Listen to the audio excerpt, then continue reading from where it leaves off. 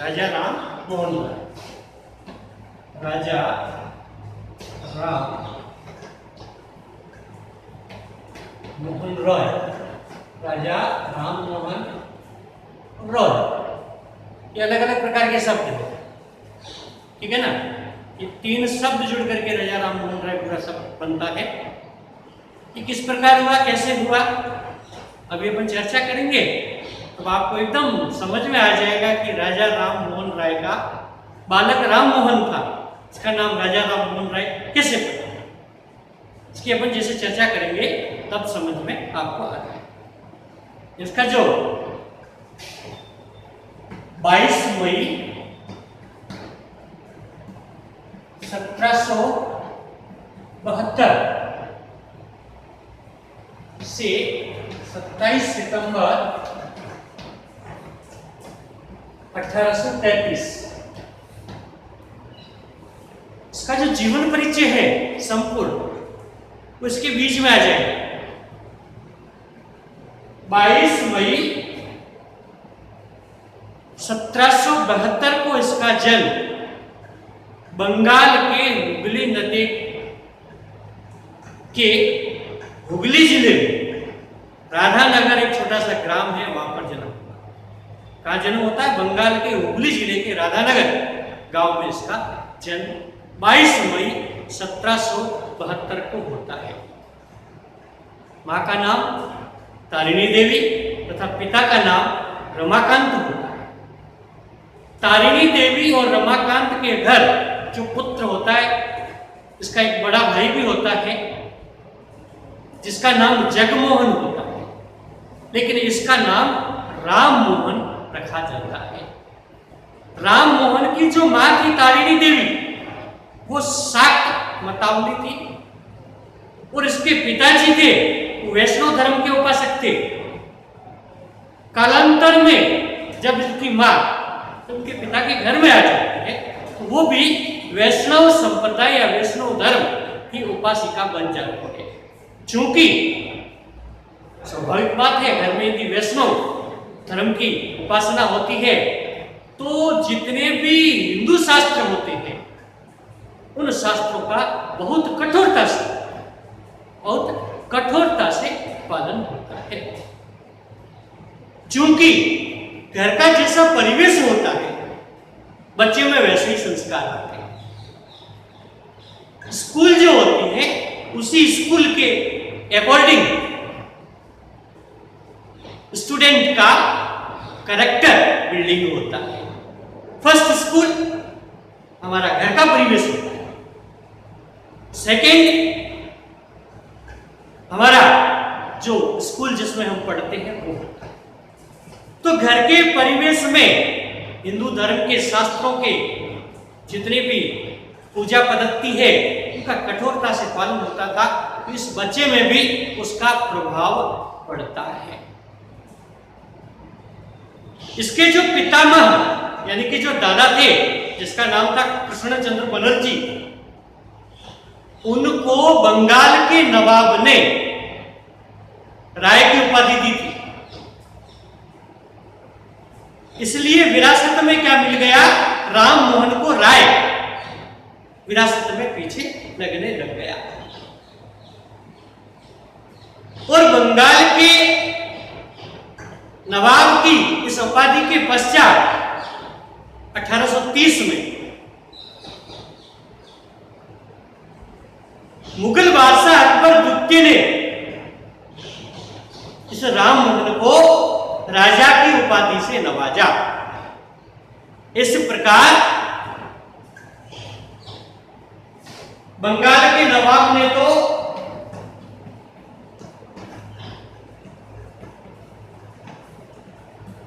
इसके पितामह कृष्णचंद्र बनर्जी को राय की उपाधि से नवाजा। तो 1830 में अकबर द्वितीय ने इनको राजा की उपाधि से नवाजा। इस प्रकार इसका नाम राजा राम मोहन राय पूरा पड़ता है। बाल्यकाल से ये विलक्षण प्रतिभा का धनी था राम मोहन। प्रारंभिक शिक्षा राधानगर गांव में होती है, फिर कुछ कालखंड के लिए इसकी शिक्षा पटना में होती है, फिर पटना से इसको कलकत्ता भेज दिया जाता है। कुछ अध्ययन काल कलकत्ता का भी रहता है, फिर बनारस भेज दिया जाता है। तो बनारस में भी कुछ कालखंड के लिए रह करके ये अपना अध्ययन करके पुनः कलकत्ता आता है। अंतिम जो शैक्षणिक पड़ाव है वो इनका कलकत्ता में रहता है। जब बाल्यकाल में छोटा था, 6 से 9 वर्ष की आयु में इसने बांग्ला भाषा और फारसी भाषा को सीख लिया था। बांग्ला और फारसी 6 से 9 वर्ष की आयु में। 10 से लगा करके 13 वर्ष की आयु का जब ये होता है तो इस बालक ने अरबी, हिंदी और संस्कृत भाषा को सीख लिया। 10 साल की आयु, 10 से 13 वर्ष की आयु, यानी कि 13 वर्ष की आयु का तक ये बालक था जब इसे जबरदस्त मौलवी, विद्यार्थियों आप जानते होंगे मौलवी किसे कहते हैं, जबरदस्त मौलवी की उपाधि से नवाजा गया था। यानी कि इसको कुरान शरीफ की जो आयतें हैं उन पर अच्छा पकड़ था। अच्छी पकड़ होने के कारण, उन पर अच्छा अधिकार होने के कारण उन्हें जबरदस्त मौलवी की उपाधि से नवाजा गया। बाद में अंग्रेजी भी सीखते हैं, फ्रेंच भी सीखते हैं, ग्रीक भी सीखते हैं, हिब्रू भी सीखते हैं और लैटिन भाषा का भी अच्छा ज्ञान हो जाता है। तो विद्यार्थियों देखिए, लगभग 1 दर्जन भाषा, बांग्ला, फारसी, हिंदी, उर्दू, संस्कृत, अरबी, अंग्रेजी, हिब्रू, फ्रेंच, ग्रीक और लैटिन, लगभग 1 दर्जन भाषाओं पर इनका अच्छा अधिकार था। जब इतनी भाषाओं का अधिकार था तो इनके जितने भी ग्रंथ थे उनको बहुत तह तक जाकर के deeply study every religion book,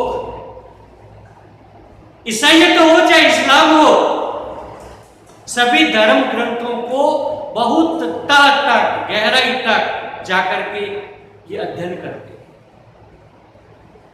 1803 से लगा करके 1814 तक ईस्ट इंडिया कंपनी में ये नौकरी करते। वहां पर 1807 में रंगपुर के कलेक्टर थे जॉन डिग्री, उसके संपर्क में आते। वो इनके ज्ञान का बहुत अच्छा आदर करते हैं और राम मोहन है वो अपनी इस विभिन्न भाषाओं की ज्ञान की सिद्धि को मनाते हुए, बहुत अध्ययन करते हुए विभिन्न आयामों में सिद्ध हस्तता हासिल कर रहे हैं। इधर एक दुखद दुर्घटना क्या होती है, 1811 में इस राम मोहन के बड़े भाई जगमोहन की मृत्यु हो जाती है। इस जगमोहन की मृत्यु के तुरंत पश्चात 1811 में जगमोहन की मृत्यु, उस जगमोहन की मृत्यु से वो बहुत आहत हो। आगे जाकर के इनके हृदय को झकझोरने वाला एक इस प्रकार का परिदृश्य उत्पन्न होता है कि उसके भाभी जो उसे अपने बच्चे की तरह रखती थी, उस मां समान भाभी को बलपूर्वक सती किया गया। ये राममोहन पीछे पीछे जाता है इस बच्चे को, वो किनारे पे खड़ा खड़ा देखता है, बलपूर्वक उसकी भाभी को सती किया। जब चिता की जो लपेटे हैं उस भाभी को अपने आगोश में लेती है, तो चीखती है, कर्राती है। उसकी जो कर्राहट होती है उसको दबाने के लिए ढोल और नगाड़ों की आवाज को तेज करते हैं। इस प्रकार का हृदय विदारक जो दृश्य होता है, इसे बहुत आघात होकर के असामान्य बुद्धि का हो जाता है। विद्यार्थियों, यह बालक असामान्य बुद्धि का हो जाता है, जिसको हमारी आम भाषा में अपन बोले तो ये बोखला जाता है, बावड़ा सा हो जाता है, असामान्य बुद्धि का होता है और ये तय कर लेता है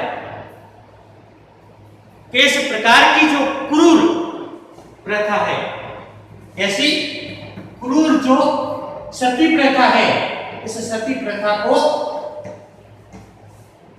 क्रूर सती प्रथा को मैं नष्टे नाबूद करूंगा, समूल रूप से नष्ट करूंगा। 1818 में यह दृढ़ प्रतिज्ञा करता है और उसके लिए आंदोलन भी चलाता है, और 1829 में 1888 में सती प्रथा के विरुद्ध आंदोलन प्रारंभ करता है, और 1829 में यानी कि 11 वर्ष तक सतत रूप से इस आंदोलन को चलाता है। जहां भी किसी की मृत्यु होती, शव यात्रा जो चलती रहती थी, उस शव यात्रा के वो पीछे हो जाता था, लोगों को समझाता था इस मासूम का क्या कसूर, इसको आप सती क्यों कर रहे हो, विरोध करता था। लेकिन अंतोगत 1829 में लॉर्ड विलियम बेंटिंग से मिलकर के सती प्रथा पर प्रतिबंध लगाता।